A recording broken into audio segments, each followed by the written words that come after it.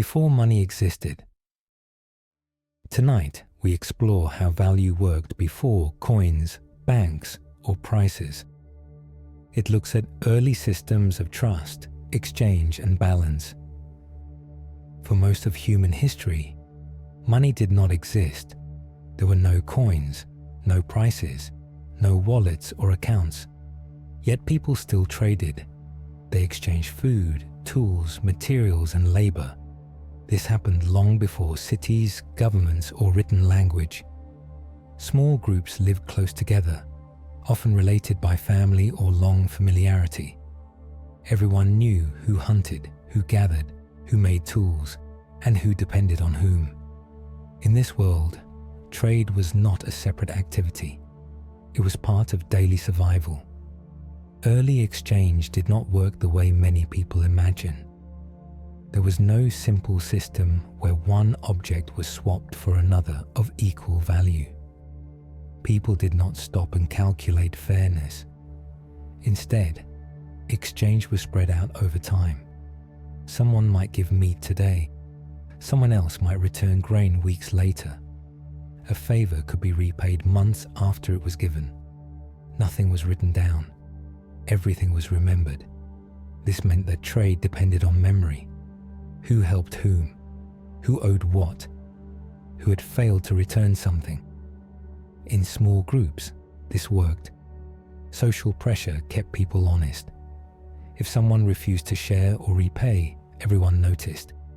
Reputation mattered more than objects. But this system had a weakness. It only worked when everyone knew each other. As groups grew larger, memory became unreliable. People began trading with strangers. Travel increased. Seasonal markets appeared. Now exchange was no longer personal. You could not rely on shared history or social pressure. If someone disappeared after a trade, there was no way to recover what was lost. This created tension. People wanted to trade, but they feared being cheated. At this stage, trade was risky. If you exchanged food for tools, timing mattered. Food spoiled, tools did not. If you promised future repayment, trust mattered. But trust was uneven. Some people began to avoid trade altogether. Others demanded immediate exchange, even when it was inefficient. This slowed cooperation. To reduce risk, people began using objects as stand-ins for value. Not money yet, but placeholders. These objects had to meet certain conditions. They needed to last over time. They had to be hard to fake, and they had to be widely accepted within a group. Different societies chose different things: shells, salt, metal pieces, livestock, measured grain. The object itself was often less important than the agreement around it. What most people do not realize is this: money did not begin as a tool for buying things. It began as a way to track obligation. Who owed whom, how much, and for how long. Objects were used to make memory visible. This changed how people thought. Value became separate from the object itself. A shell was no longer just a shell. It represented past labor, future claims, and social agreement. Exchange became less personal, but more predictable. This made larger communities possible. Villages grew, markets stabilized, trade routes formed. But it also introduced something new: abstraction.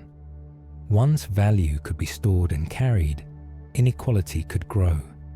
Some people accumulated more placeholders than others. Some controlled access to key goods. Some began to lend rather than trade. This was the beginning of a shift that would reshape society. But at this early stage, money was still fragile. It depended entirely on trust.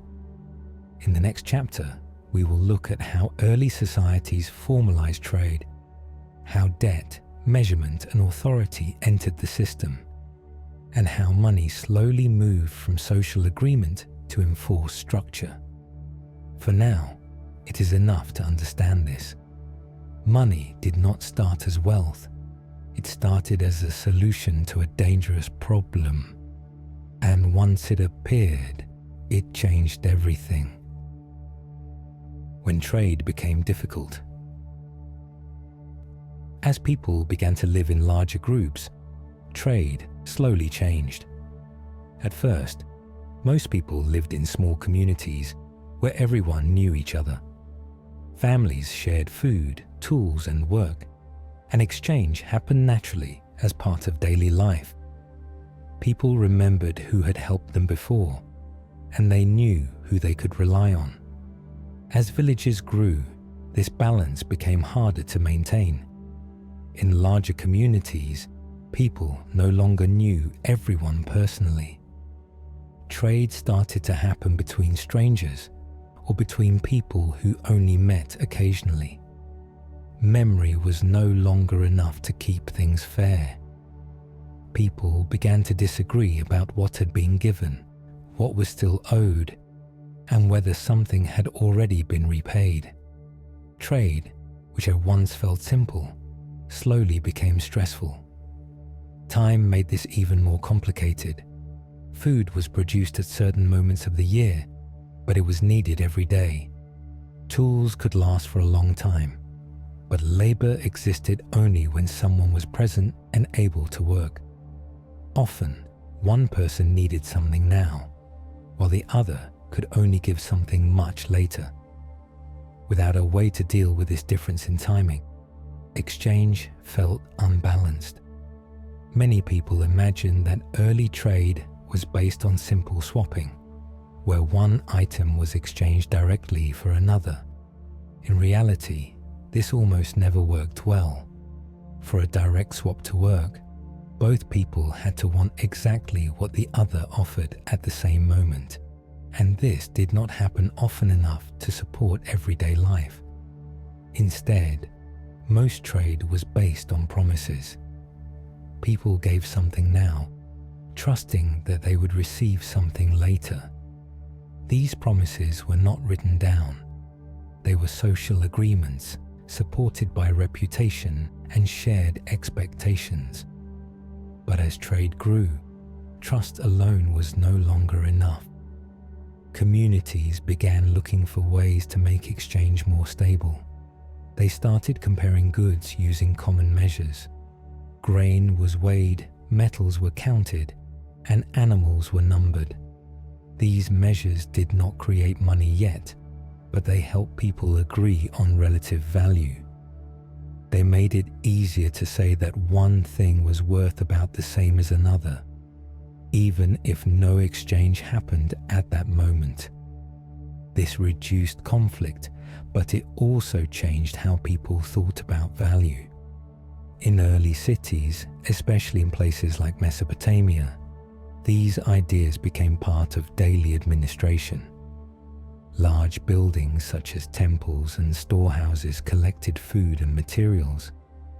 Officials kept track of who had delivered goods and who was allowed to receive them later. These agreements were recorded on clay tablets and stored carefully.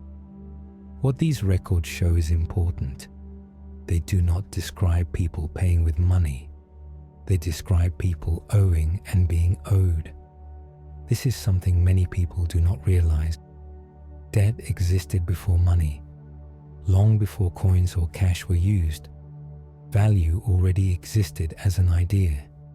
It lived in records, promises, and shared rules. A person could owe something without holding any object that represented it. At this stage, money was not something you carried. It was something that existed within the system. This system made larger societies possible. People could specialize, plan ahead, and depend on others they did not know personally. But it also introduced new power differences. Those who controlled records and measurements had influence over others. Trade was no longer just a personal exchange. It became organized and enforced. By the end of this period, exchange had changed completely. Trade was no longer guided mainly by memory and trust between individuals. It was guided by shared rules and records. This brought stability, but it also laid the groundwork for inequality. In the next chapter, we will look at how value moved from records into physical objects, how metals became trusted, and why carrying value in your hand changed trade forever. For now, one thing matters most. Money did not suddenly appear. It slowly grew out of the need to manage promises, time, and growing communities. When value became physical. For a long time, value existed only as an idea. People knew what was owed, what was promised, and what was expected. But this value lived in memory, in records, and in shared rules. Nothing physical had to change hands for an obligation to exist. This worked, but it had limits. As trade expanded over greater distances, those limits became clear. When people began trading beyond their own villages, they faced a new problem. Records stayed in one place. Promises depended on trust. If someone traveled far away, there was no easy way to prove what they owed or what was owed to them. Carrying clay tablets or written agreements was impractical and often meaningless outside the place where they were recognized. People needed value that could move. This is when metals became important. Metals were durable, portable, and difficult to destroy. Unlike food, they did not spoil. Unlike tools, they did not lose their form through use. Most importantly, metals could be divided and measured without losing their usefulness. At first, metals were not money. They were weighed. In early trade, pieces of silver or other metals were measured by weight, not counted as objects. A trader did not care what the metal looked like, only how much it weighed. The value came from the shared agreement that a certain weight of metal represented a certain amount of obligation. This is why some of the earliest money words were units of weight, not names of objects. Money was still an idea, but now it had a physical anchor. Carrying metal changed trade in a quiet but powerful way. For the first time, a person could store value without needing a relationship. You did not have to remember who owed you something. You did not have to rely on future promises. The value was already there in your possession, ready to be used. This made trade faster. It also made it less personal. As metal exchange became more common, another problem appeared. Not all metal was equal. Some pieces were purer than others. Some were mixed with cheaper materials. Weighing alone was no longer enough because quality mattered as much as quantity. Disputes became common, and trust shifted from people to verification. Someone had to guarantee the metal. This is where authority entered the system more clearly. In some regions, rulers and institutions began to stamp metal pieces to show that they met an agreed standard. These marks did not add value by themselves. They simply reduced doubt. A stamped piece told the holder that someone with power stood behind its weight and purity. This was a turning point. Value no longer depended only on agreement between traders. It depended on recognition by authority. One of the earliest known places where this happened was Lydia, where metal pieces were officially marked and accepted across a wide area. These early coins were not created to make people rich. They were created to make trade easier and more predictable. They allowed strangers to exchange value without negotiation. They allowed markets to grow. But coins also changed how people thought. Once value was stamped onto an object, it began to feel fixed and permanent. A coin seemed to hold value by itself, even though that value still depended on shared belief and authority.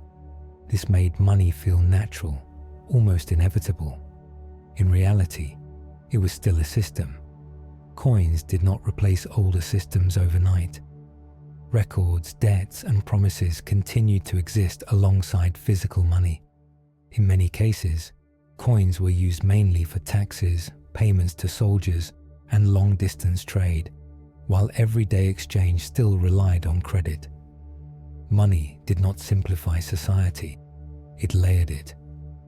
By the end of this stage, value had changed form. What began as memory and obligation had become something you could carry, store, and pass on, without explanation. Trade became more efficient, but also more distant. Relationships mattered less than objects. This shift made large economies possible. It also made new kinds of power possible.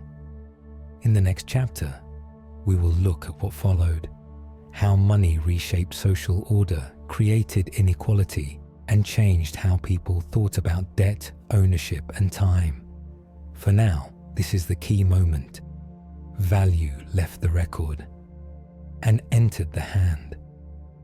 When money became a system.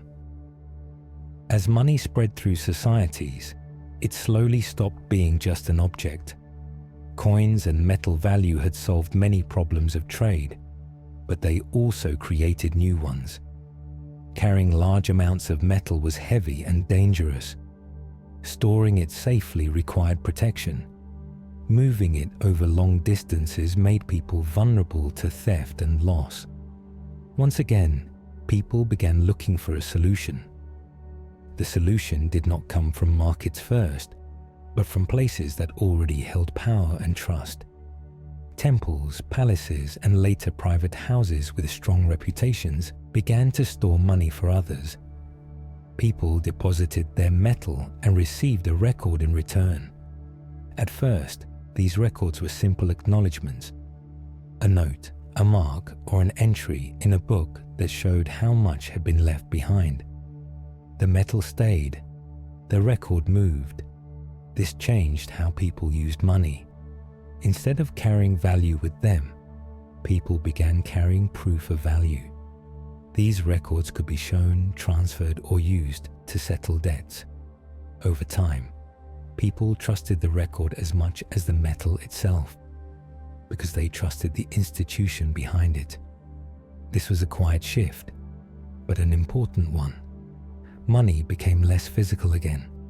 Lending appeared naturally inside this system. When large amounts of stored value sat unused, the people holding it realized it could be lent out. Interest was charged as compensation for risk and time. This practice existed long before it was fully accepted or regulated, and in many societies it caused moral and social debates. Some saw lending as useful, others saw it as dangerous. But it continued. Debt now took a new form. Earlier, debt had been flexible and personal. Now it was written, counted, and enforced through institutions. Missed payments had clear consequences. Obligations could be passed on or sold to others. A debt no longer depended on memory or relationship. It existed on paper.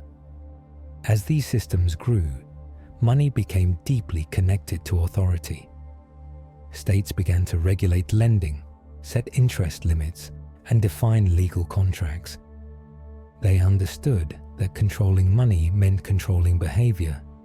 Taxes, wages, and fines were now calculated in standardized units. Participation was no longer optional. If you lived within the system, you had to use it. Over time, this created distance between people and value. Money moved through books, records, and later banks, without ever being touched by the people it affected. Decisions could be made far away, by people who never met those who carried the consequences. Trade became efficient. It also became impersonal. What many people do not realize is that this return to abstraction was not a step backward. It was a response to scale. Small communities could rely on trust and memory. Large societies could not. Systems replaced relationships because relationships could not stretch far enough. Money adapted again. By this point, money was no longer just a tool for exchange. It was a structure that organized work, time, obligation, and power. It shaped when people worked, how they planned their lives, and what they feared losing. The system no longer served only trade. Trade now served the system. This stage set the foundation for the modern world. Banks, credit, contracts, and financial rules all grew from these early solutions. What began as simple exchange had become a complex network that connected strangers across time and distance. In the final chapter, we will step back. We will look at what remains today, what has changed, and what this long history tells us about money now.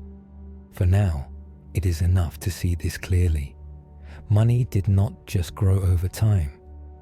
It kept changing form to survive. What money still is today. After thousands of years of change, money may look modern, but its core has not changed. Coins, paper notes, bank accounts, and digital numbers may seem very different from shells, grain records, or metal weight, yet they all serve the same purpose. They allow people to exchange value without knowing each other, without trusting each other personally, and without sharing memory or obligation. Money still solves the same problem it always did. Today, most money is no longer physical at all. It exists as numbers in systems that most people never see. Payments move instantly across borders. Value changes hands without sound, weight, or touch. In daily life, money feels abstract and distant, even though it shapes nearly every decision people make. This can feel new. It is not. The modern system repeats an old pattern. Long ago, value moved from memory into records. Later, it moved from records into metal. Then it moved back into records again, this time controlled by banks, institutions, and digital networks. Each shift happened because societies grew larger and more complex. Money changed form to keep working. What remains constant is trust. People no longer trust individuals to honor debts. They trust systems instead. They trust that numbers in accounts mean something, that payments will be recognized, and that obligations will be enforced. This trust is no longer social, it is structural. Most people do not think about it. That is exactly why it works. Money still shapes behavior quietly. People choose jobs based on wages. They plan time around payments. They measure success and failure through numbers. Even when money is not discussed, it is present in the background, guiding decisions and priorities.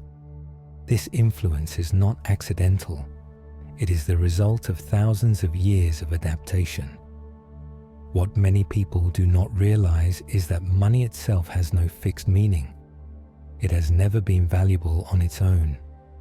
A coin, a note, or a number only works because people agree that it works, and because authority supports that agreement.